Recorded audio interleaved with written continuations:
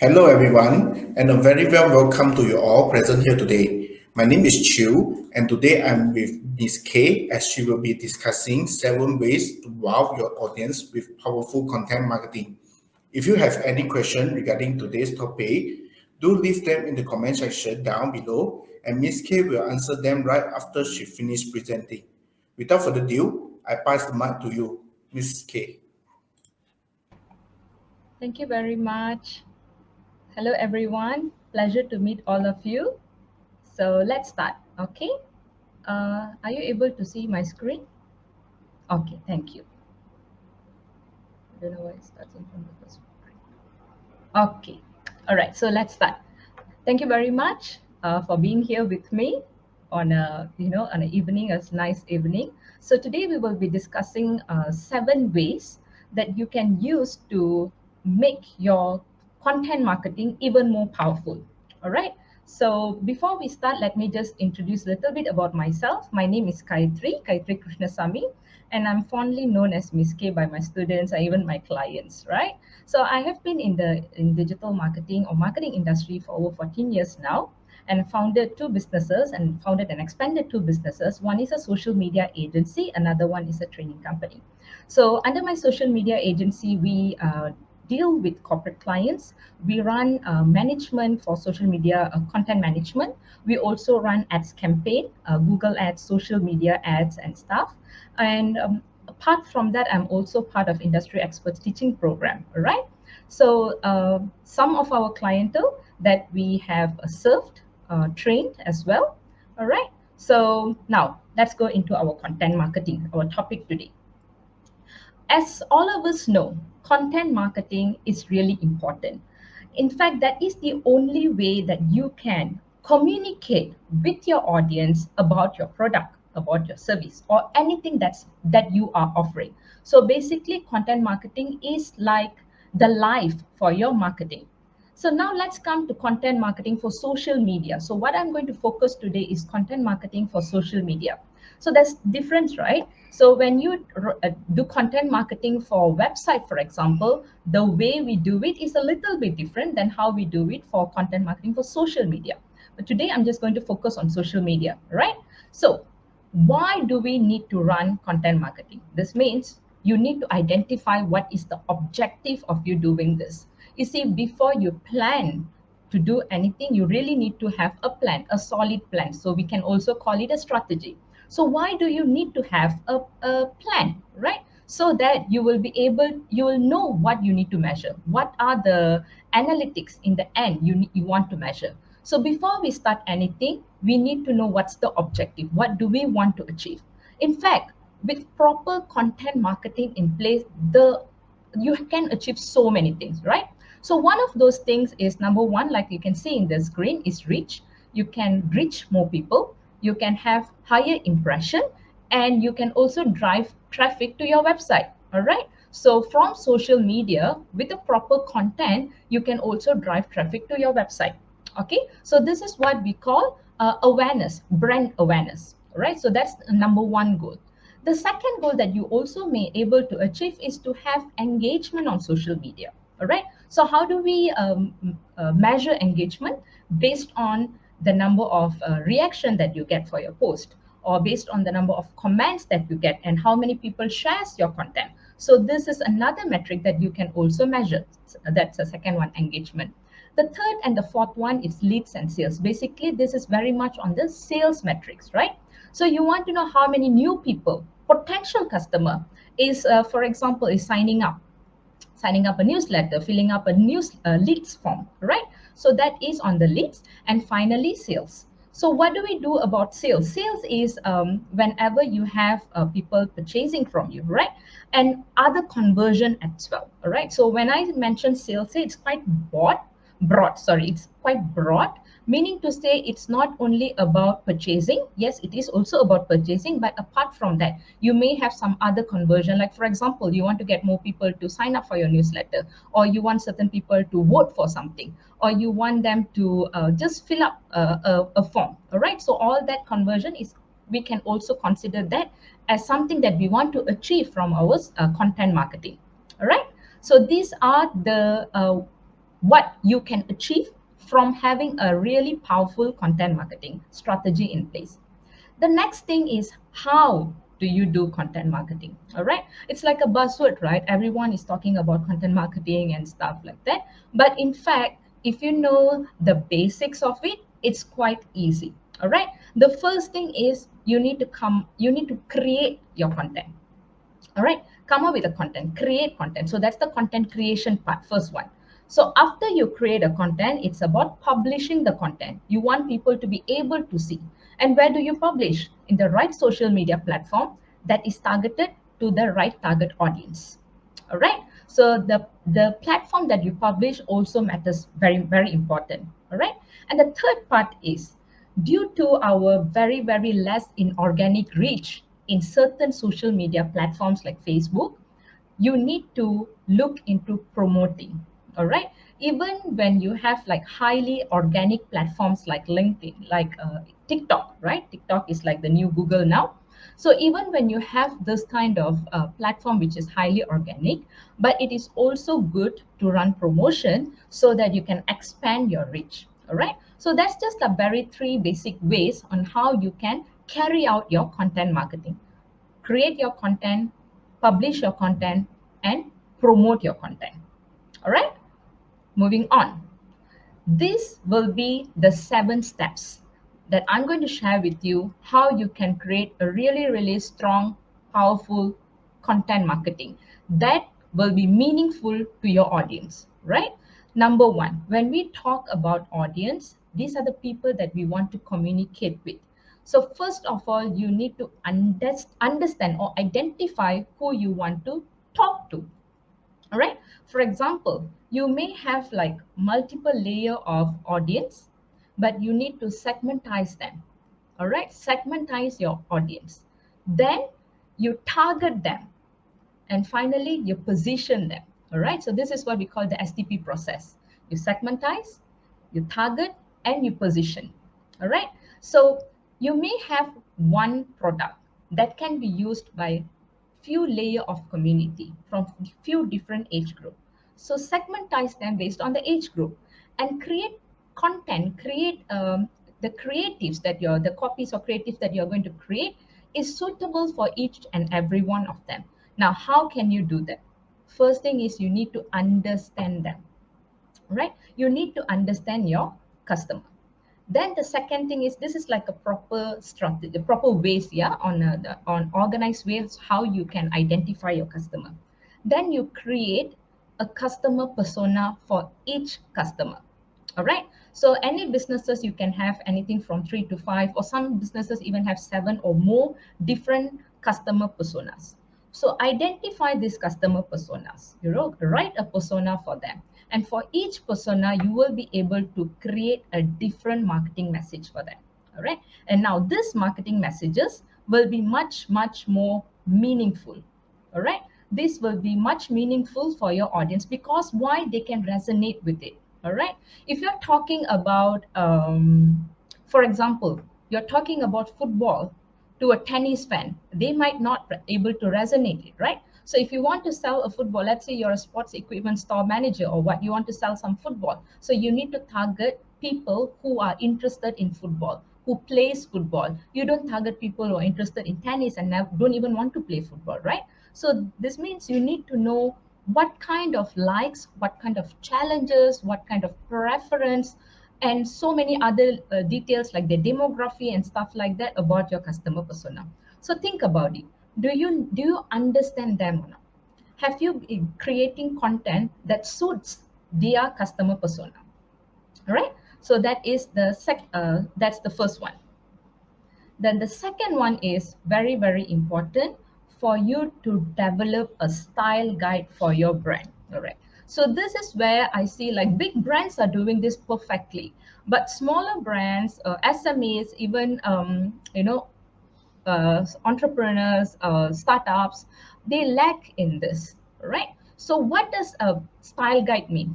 So style guide means how you're going to put yourself online and how you're going to behave online. You as a brand, how are you going to behave online? People, the moment they see you, they will be able to say, okay, this brand has this kind of personality. So what is your personality? All right. So let me put it even a little bit simpler, right?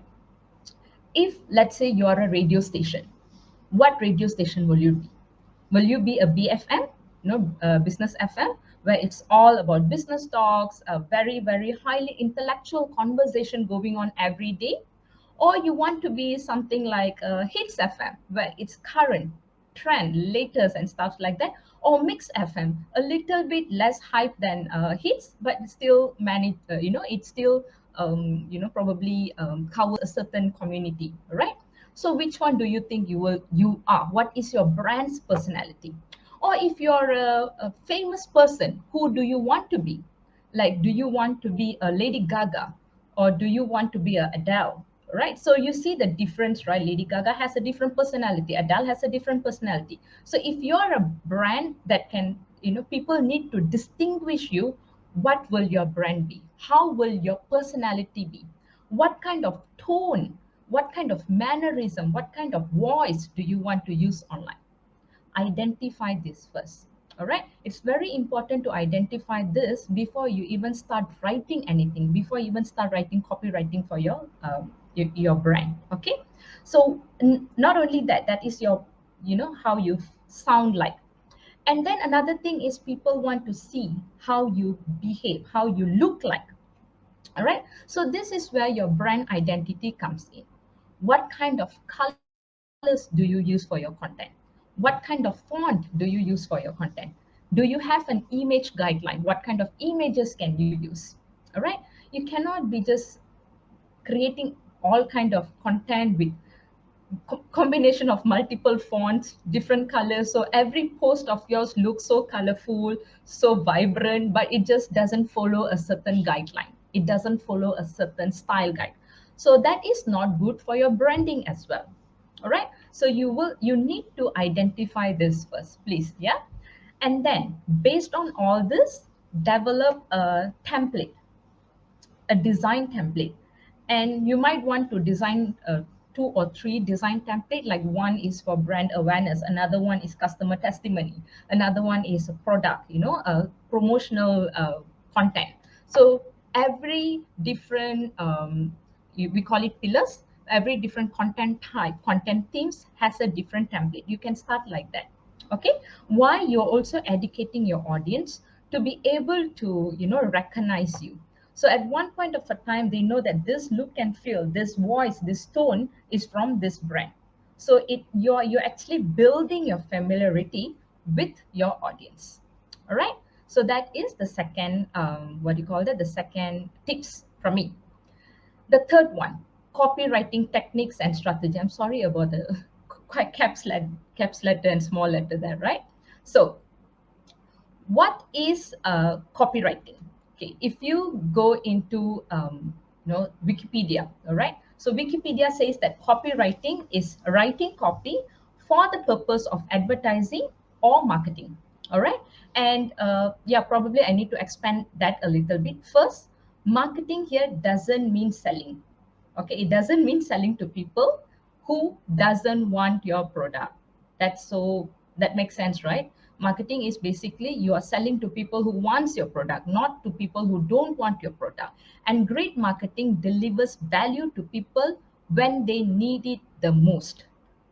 Like, I'm going to provide a value to my customer, and this customer is looking out for my product. And the moment I create content, the moment I create value for them, so they know that I know that they need it the most. All right. So understand that great marketing copywriting is persuasive, meaning to say you are trying to influence them. All right. But it's most persuasive to use when to those who wants to respond it. Does it make sense? Can you understand? I hope you can understand. That means you want to write this content for people that you want to influence them. All right. So, and this part is kind of like the easy part. The second part is copywriting is just not about writing, guys. It's about strategy too. So this is where you need to plan. You need to plan what you're going to write. Okay. So planning like what you're going to write, what you want, what tone you want to use, and if you have any other requirements, include that also. And important, what do you want to achieve from that piece of content that you have created? All right. So that's number two. Number three is we always treat copywriting that sells. We treat it that we want to write copywriting that sells, right? Selling means you want to get customer to buy, like I mentioned earlier, right? You want to get customers to buy, or you want them to take any other action that you want them to take. So they will read at the content and they take an informed decision to do that. All right. So of course, here a call to action is a must. All right. So a call to action is a must. That's why I write that. Have a call to action and communicate it clearly. Communicate that clearly, and always remember content with an intent. Whatever content that you are going to create, it must have a purpose. Why are you creating this piece of content? You create this content for a purpose. Okay, then what happens is you are able to get the results from that content. Okay, continuing. Now I've given you a simple copywriting technique. In fact, there are a lot of copywriting techniques. You can just Google, you will find a lot, all right? In fact, in my class, I teach 6 copywriting techniques that I use in my agency, that we use, right? And one of the very popular one, I would say, is this copywriting technique. We call it the AIDA or IDA, whichever that you want to say. So AIDA copywriting technique. So A stands for attention. That means when you start your copywriting, the first part is the attention grabbing statement. Okay, so you start with the attention grabbing statement, and then you continue with I, interest. So what do you do in interest is you create their interest, you create your audience interest based on their what you call that, they might have their challenges, right? They might have their pain point. So use that pain point, use the challenge to create interest, that telling that you are able to solve that problem. Then you provoke someone with some desire, invoke desire. This is where you highlight more about your USP or testimony, how it actually helped other people, right? And finally, end it with the action. This is your call to action, CTA. So what kind of CTA? Any kind of CTA. You see, CTA means not only selling. To get them, to tell them to like and comment if you agree is also a CTA. End of the day, the moment they read your content, the moment they communicated with your content, they need to do something. All right. Even like is already a CTA, or send us a heart if you agree, or something like that. Anything, So CTA can be anything. A call to action must be there. All right. So try, if you're starting up writing, copywriting and stuff like that, try using this. Okay. In one of these a marketing guru, actually, he mentioned that when you write copywriting, don't stop, don't delete anything. We've been taught since school day, when you write something wrong, you delete, you rub, you take your eraser and you rub. All right. So when you want to perfect your copywriting, right, guys, start writing, don't delete anything. If you make a mistake, leave it, continue typing, continue writing, whatever. All right. So this is how you are practicing to express whatever you have in your thought without having the fear that it might be wrong. Okay. So this is something that I do with my team also. And as you go, it's going to be very hard, in fact, it's going to be very hard for you not to, press the backspace or delete button. But trust me, do this exercise. If you're really serious about copywriting, do this exercise. Do not delete. All right. Delete at nothing. Keep on writing. Then you'll be able to see how's your thought process like. Where is it going? Where did it stop? Where did you get stuck? Where did you get inspiration? All right. And you perfect it as you go. All right. So if you want to talk about copywriting, that's like another one whole day program, you see. So that's about it. I'm just going to give you simple tips here. Okay, that's the writing techniques. A little bit of strategy. Use strategies like IDA, just as a guideline for your copy. Okay. Then get creative with your creatives. So creatives here means your images, your visuals, your videos. All right. So when on social media, our audience, they are hungry for visuals. And that is why one of the reasons TikTok is so much popular now, because it's all about visual. All right. Visual and audio. and you just have like short videos which is like I said powerful. Within a minute, just think how you can deliver a whole message within a minute. Like this concept was done by Nas Daily. If you guys know this blogger, he's like really popular. Within 1 minute, he just explains about the whole thing. All right. So similar to that, within 1 minute or 45 seconds, even better, because when we want to run ads, 45-second ads works the best, right? So you know that your audience are looking for visuals. In your content, make sure you have visuals. Don't only write captions. All right, visuals will help your audience to stop scrolling. And you also need to remember that people are now on social media, people are now on so many other devices, and their attention span is like so little. It's just like micro mini second they'll be on your post. So when you have content that can attract them with good visual, with good videos, right, short videos, images, or even gifs, then you're able to capture their attention for a while. All right, so we want to do that. We want to be able to capture their attention. And once they are like, when they're scrolling, the moment they see a good visual, they stop. You're already capturing their attention. Now, how to get them engaged even better is when they read at your copywriting. All right, so get really creative with your creatives. That means when you're designing, look for reference. You see, not all of us are designers, natural designers. We don't sometimes we don't have the talent to design and all that. It's fine, as long as you're willing to learn. All right, if you have the capability or resources, you can always hire a designer. But if not, it's all about looking at reference images and try to create something that's similar with that. I'm not asking you to copy bulat, definitely no. That's just for reference, all right? So you see how they place the image, you see how they put the marketing message. You see how they put the CTA and all that. So you'll be able to have some idea, okay, a good image means like this, all right? So look at really good brands, established brands, when you want to look for reference, okay? Then when you want to look for the images, do not Google the images. Google image is a big no. That's a capital letter. No, definitely no. All right. Why? Most of the Google search, results from the Google search images are copyrighted. So don't have this habit of taking copyrighted images. Sometimes the images might be just very low in resolution. So when you use it, your content looks bad. Good content, good images must have very high resolution, all right? And definitely not other people's one. So what you can do is you can use free, what do you call that? There are a lot of free, like here I'm giving you some ideas, free stock images. In fact, I have a lot more. I'm not sure how to share with everyone here. Probably if I'll be able to share, then I can just share it. All right. So you have free stock images. You have free, icons. You can have free. You can even remove some background if there's remove.bg. Yeah. So you can remove background even though you don't have Photoshop knowledge. So all can be done within seconds, right?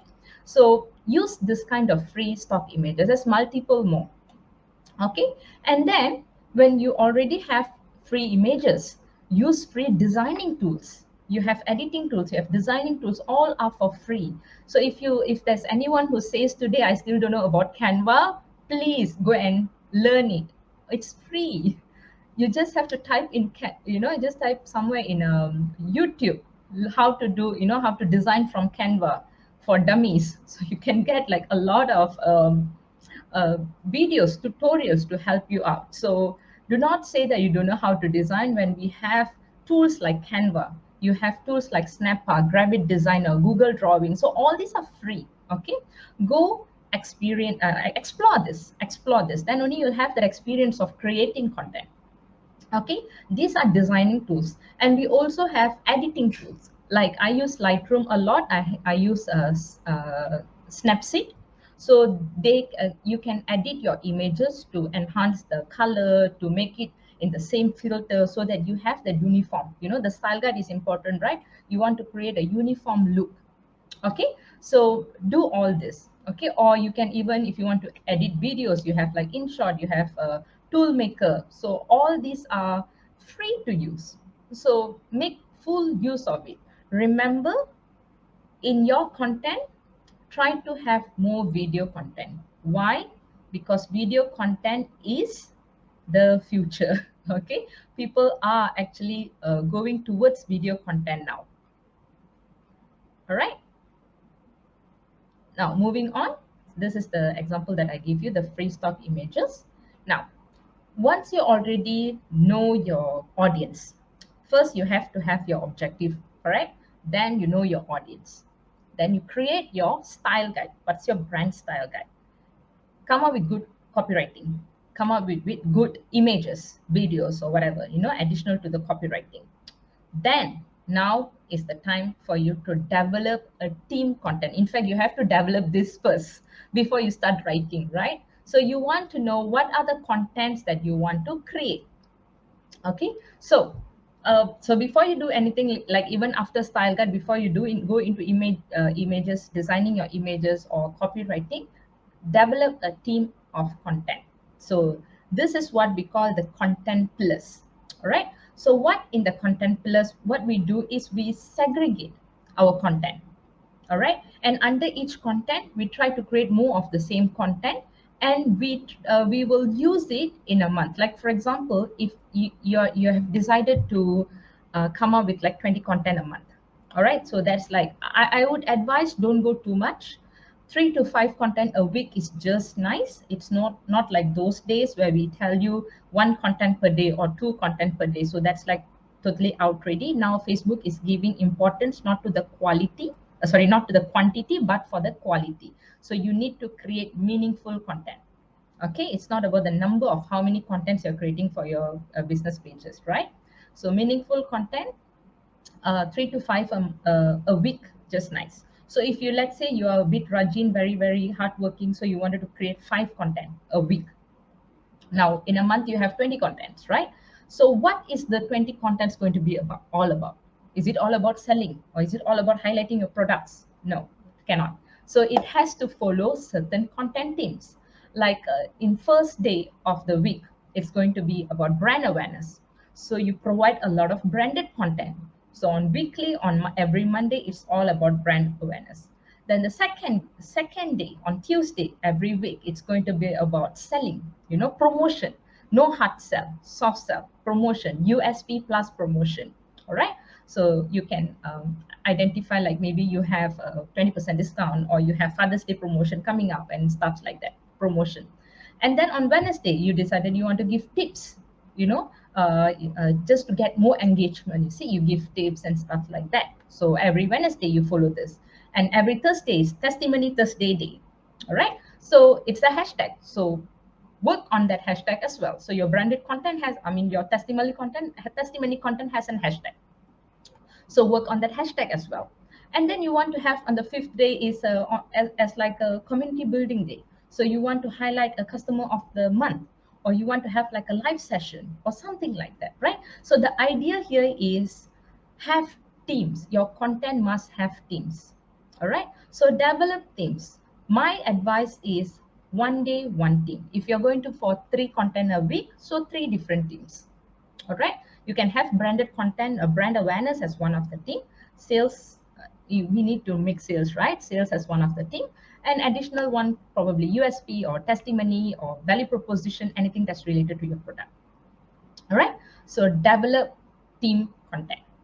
Okay, then what you need to do is, from the team content, you create your editorial calendar. Okay, so why editorial calendar? If you don't have one, please quickly create one. All right, it's so simple. You just have to use Excel. Just put in every day, like I'm giving you an examples. Like this is the example of an editorial calendar. This is a little bit kiddo. So what we have that is more detailed than this. Every Monday, you write the caption, what caption you want to have, the image that you prepared. All right, so that is an editorial calendar. It saves time. Why editorial calendar? It saves time. Why? We will create the content much earlier. You create the content way earlier before you start posting. Like for example, in agencies, how we do, we create contents 2 weeks to 1 month earlier. All right. So we create the whole content and we make sure we already schedule it up before the month ends, so that for the next month, the moment the 1st of July comes in, the content starts going up without we have to sit there and creating on that day and scheduling on all the social media platforms. Just imagine if you have 3 social media platforms, so you cannot be creating for 3 social media platform, because it might have different size, right? For reels is different size, for post is different size, so we don't have time to do that on that day. Okay, so it's always advised to create your content much earlier. Okay, it saves time, and it also will be objective oriented. What does it mean? It means to say that every post, your content, you're creating content with an intent. Remember, it has to have a purpose. So you want to know what is the purpose of each content. This is why your content team is important. So based on the content team, like let's say it's brand awareness, so you want to get more people to like your page, right? So that is the objective of that brand awareness. Or you want to have some product awareness, you created a product and you just want to expose the product, have maximum exposure about the product. So that's your objective. So you create content and it will be objective oriented. And then it provides data and structure. So what does it mean? This is after you post, you will be able to see on which day, based on the analytics, on which day, which time when you post, your data, your post gets the highest impression or highest reach, for example. All right. And once you do this, like if you don't do it, if you do it on an ad hoc basis, right? So you kind of like post of any time. Whenever you finish your designing, you post at that time. So that doesn't work.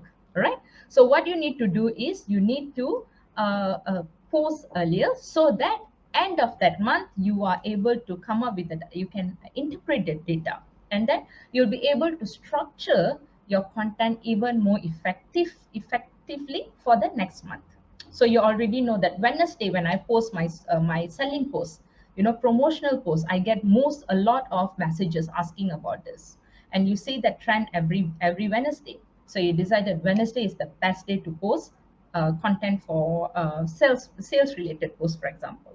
Okay, and of course it will be very, very productive and so much more effective. From the examples that I gave, if you save a lot of time, it will be more productive, your content have more clarity, you don't miss out important dates because you're planning ahead, right? So in that month you have, like next month you have Hari Raya Haji, if I'm not mistaken. This month we have Father's Day, and SPM result came out, right? If you're managing colleges and all that, is important. Okay, we create that earlier, right? SPM result is out, the moment SPM result is out, the post goes up.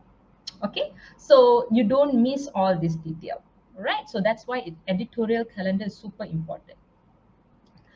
That's an example. Now number 6 is, you already created your content. Now you have your editorial calendar, you already published the content.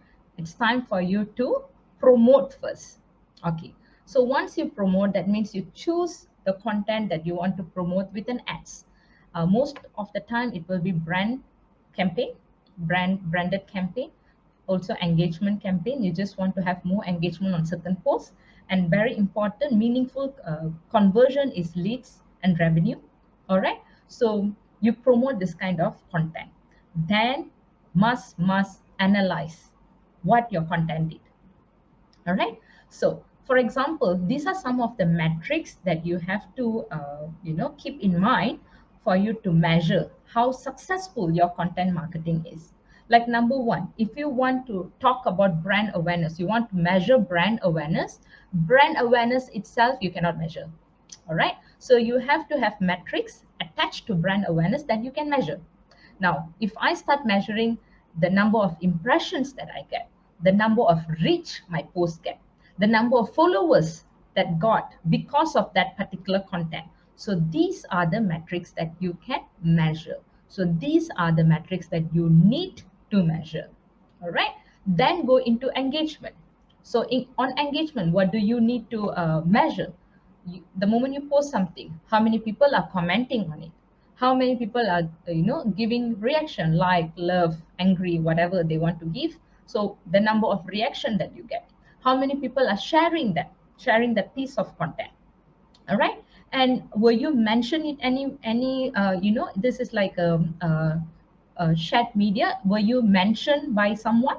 So these are all the metrics that you can uh, use to measure engagement. And finally, you have your what do you call that, you have this leads and revenue, right? So on the leads part, what kind of metrics that we use now is conversion rate. We want to look at the conversion rate. We want to look at the number of leads that that particular content gave you. What kind of ROI you got from that content. All right, so all these are important metrics for you to measure. So let me just take a little bit of time and explain the importance of this. A lot of my clients who I train, uh, not a lot, like some, okay. Most of them, they already have this analyzing thing, but some they don't really have. So what they keep doing is they keep doing the same content. All right, so uploading the same content without seeing what kind of content the content is giving them, what kind of results the content is giving them. So that, if you ask me, is not a very smart move. The content that you create, and especially when you're promoting with ads, you need to see what is the results it's giving. For them, it's just like not blaming you. See, for some, they just feel like, if it's a meaningful thing, that, like, for example, I just want to get how many people are filling up my lead generation form, or I just want to see how many people are actually purchasing, checking out in the website. So that is, for them, is much more meaningful content to measure, right? In fact, anything that you promote with ads is meaningful for you to measure. So please measure all this, so that it's not about the content alone. You'll be able to see, like, content under which content pillar is performing. All right, so you have, like, for example, you have 5 content pillar, right? Brand awareness, you have engagement, you have testimony, you have USP, you have community building and stuff. So you've been creating content under each content pillar. And every month, like, you can do this on a monthly basis or 3 months once. If you do like 20 content a month, do it on a monthly basis, right? So based on every month, every content, you want to know what's the engagement rate like. After that, what you do, you compare it with the previous month, and then, do you see an increase, or do you see a decrease, or it's always been low? So when you see the pattern that certain content is giving you very low engagement consistently for 3 months, then it's time for you to change the content pillar. That content pillar is not working, so naturally we have to change the content pillar. All right, so this is something that we need to do. Once you've created all the content, yeah, whatever that we create, we feel like this is the best piece of content we have created, but the analytics will tell you the real story. It can be otherwise. All right, so always learn to interpret the data, always learn to analyze your results. All right, results are important. Okay, now once you have done that, the last step is to repeat and to re-strategize. You see, what I mentioned earlier, right? You run the content audit. So what I mentioned earlier, like you check which content pillar is giving you the best result and stuff. So this is our content audit. You need to do a content audit. Otherwise, you won't know what kind of content is working best, what kind of content is not giving you good results, right? So not only content, also the content pillar. So you need to check, okay, if my brand awareness is to increase the number of followers. All right, even though this content that I created for brand awareness it looks good, but when I ran ads and all that, I'm not increasing the number of followers, right? My objective is not met, my KPI is not met. So naturally, what I need to do, I need to change the image.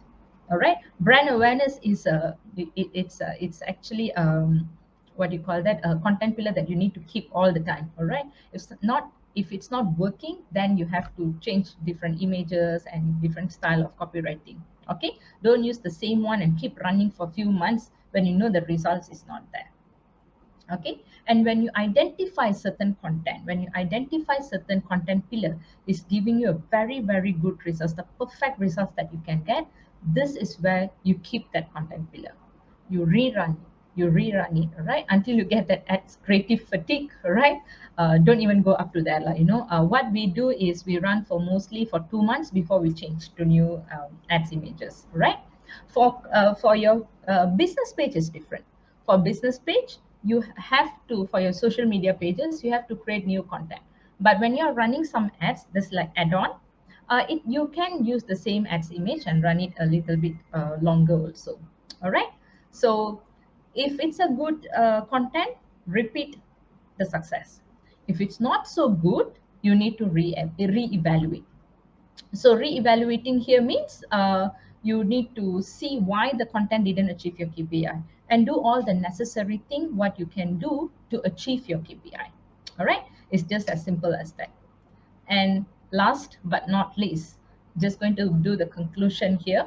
So in conclusion, content marketing is like a cycle. It's continuous, all right? You start with strategizing, having an objective. You create content. Sometimes you can curate content, as creating is your own creation. Curate is take other people's creation and you repurpose the content. You manage the content, distribute the content. That means you publish the content, get everyone to see. Get everyone means your target audience. They have to see the content. You analyze the content. The moment everyone is seeing it, you have to analyze. People already see. So what are they thinking about my content? You can also implement certain listening tool and see and how people are behaving towards your content and stuff. And then based on that, based on the results that you get from your analytics, you re-strategize. Re-strategize, create, curate, manage, distribute, analyze. Again, the cycle continues. All right. So there is no end. In fact, for content creation, it's a very, very exciting, I would say, piece of work. If you are into content marketing, it's really, really exciting. Of course, there's a lot of challenges, but at the same time, the solutions is also out there. All right, educate yourself. You'll be able to what you call that. I would say, if you just educate yourself and keep doing, keep analyzing, measure, test and measure, very important. All right, guys. So thank you very much. So I'm already at the end of the session. Yeah, if I have any questions, I think I got a question from Jericho Low. Question: in copywriting, including or adding emoji isn't advisable? I wouldn't say it's not advisable. It's in fact, right? It just I just suddenly thought about a student of mine who said that the moment he sees he uses not he sees he uses emojis in any content, he feels like the content is not serious anymore. All right, actually not really. Emojis are actually a powerful way of portraying what your emotion. All right. So I can say what a day it is. All right. Just write what a day it is with a sad face, sad emojis. So the moment people see that, they will read like, oh, what a day it is, because it's a sad emoji. And just as they say that what a day it is with a happy emoji, then you'll say, oh, what a day it is, because you're feeling happy. So emojis has that power. All right. So if you ask me, I would advise you can include in your copywriting. That is fine. That is really fine. Okay. Um, okay, this is the difference. If you guys see, like, the question from Jerinko is, how long is the video should be? How long does a video need to be? How many minutes? 45 seconds, all that. All right. Earlier, I mentioned 45 seconds. So what we see is when we run video ads, okay, anything less than 1 minute works. Okay, anything less than 1 minute works. So sometimes I see 45 minutes works the best. All right. Sometimes if you have a lot of points that you want to put in a video, maybe maximum 45 seconds, not minutes, 45 seconds, right? If it's a content video, like what's working very well for TikTok is that 1 minute time frame. All right. So 1 minute video is just the best. Don't go more than that. This is for social medias like Facebook, Instagram, and TikTok, right? LinkedIn, you generally have people who are willing to read longer, listen longer. So you can go a little bit longer, probably 2 minutes or 3 minutes, okay? But I won't suggest a content that is too long. For me, even 3 minutes is very long, because our attend, unless your content is very, very niche for that particular group of people, and you know that they will interact, they will appreciate it more, then okay, go ahead, right? For YouTube, probably 2 minutes, 3 minutes. YouTube sometimes can be even longer, right? So you can even have more than an hour. All right, again, according to your target audience. All right.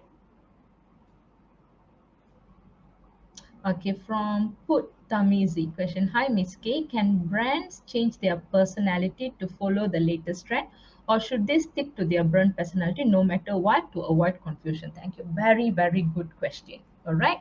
So there are trends. All right. There are trends, and there is your brand personality. Brand personality is one. This is what you uphold, and then you have this trend. Now, as a brand, like let's take a college for example, right? Because I manage a lot of college, and this is like a conflicting thing that happens, right? When colleges, they want to portray themselves as professionals. All right, our copywriting must be posh, no spelling mistake. Obviously, it's an educational institution. English must be posh. When you use bahasa, your tata bahasa, your grammar must be on the best, like that. And then the images that we create is all what you call that, the clear. Of course, the images, we don't have anything, it's very, very professional, it's being done there. And you also know that the trend is your students, that's your target audience. You creating your content for your target audience, right? And their parents, they are becoming more and more internet savvy. They become the audience that you want to target is the young crowd, correct? The young crowd who wants to have fun. They want to follow, they are the one who is following the latest trend. So if you want to be able to communicate with them, you need to loosen up a bit. So I'm not saying that you have to change 100% your brand personality, all right? So what we do is you have clarity, you have entertainment, you need to have both. But when it comes clarity or entertainment, it's always clarity first, entertainment second. But you can loosen it up to follow a little bit of trend without damaging your, definitely we cannot damage our brand, right? You already have this personality, that personality must be there, all right? And then you have some like not split personality, you can loosen it up a bit in certain content. Okay, so yeah, I hope I answered your question.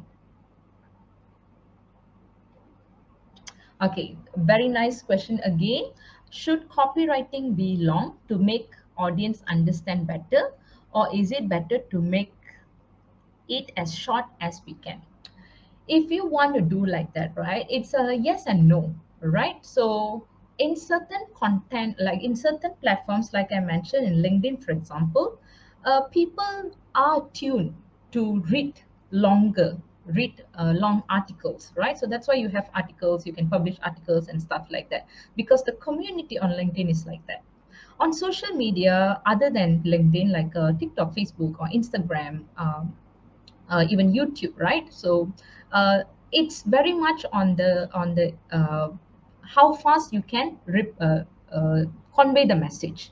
So sometimes the long one doesn't work on social medias like this. So what you can do is, this is my suggestion, your caption can be shorter, but if you have longer caption, it can be on your blog. All right, so again, there is no rules that says that it must be short, or there's no rule says that it must be long. All right, if let's say your target audience are willing to read longer, all right, so these people, like probably they are scholars, I don't know, I think scholars like to read long things and all that, or they just, trainers or consultants, and they just want to have more knowledge or stuff like that. So probably they will have that interest to read. So what I would advise you is, rather than coming up with a conclusion that short is better, long is not good, or the other way around, experiment it. Why not? You have your target audience, right? Experiment doing both. When you run, when you have like, but if you're running ads, right, guys, make sure it's short.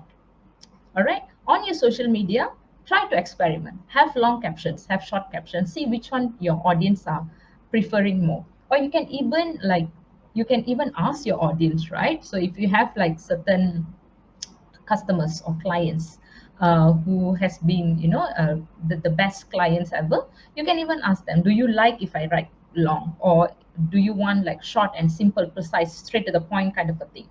So they might be able to answer you also. All right. Again, I won't say this is best, this is not. Let's experiment. That's the best way to find out. Okay. Just a second. Question from H. Lim. For the content pillars, if I'm targeting 3 different target audience below,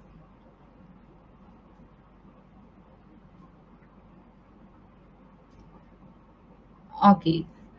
So if you're going to target the same different target audience for the same product, and you're asking if you need to have on the same day, oh, to post on the same day, not really. I wouldn't advise to post on the same day. All right, you can post on yeah, like what you mentioned here. Probably week 1 you can post 1%, the week 2 post for another one, week 3 you can post for another one. But when you are running a content, running an ads, you don't have to worry about the time. When you post, like let's say you post on social, your page is fine, every week you post one, that's fine. But you want that to reach more people. All right, so now you run ads for each one. So for the 20, 25, below 25, you run an ads with that image. And then for 30 to 50s, you run another ads. And then for 60 years old, you run another ad. So for the entire 1 month, even though you only posted like 3 times, and people, the target audience might not be able to see this, right? So what will happen? The ads will still keep running to the right target audience. So your content will reach them. All right, but do not post everything in one day. Just remember the rule: in a week, in a week is 3 to 5 posts alone. Every day one post, not more than one post. All right.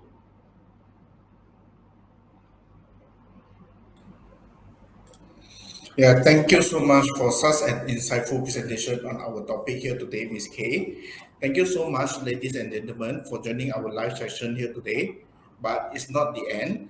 Ms. K will be having her public training on content marketing coming 5 and 6 July. So if you are interested, you may reach out to us via the email and contact number provided down below. Also, please like our Facebook page if you enjoyed today's session and follow us for future live session. Once again, thank you so much for joining us, everyone. We hope to see you soon. Till then, take care and bye bye. Bye, Miss K. Bye. Thank you so much. Yeah, welcome.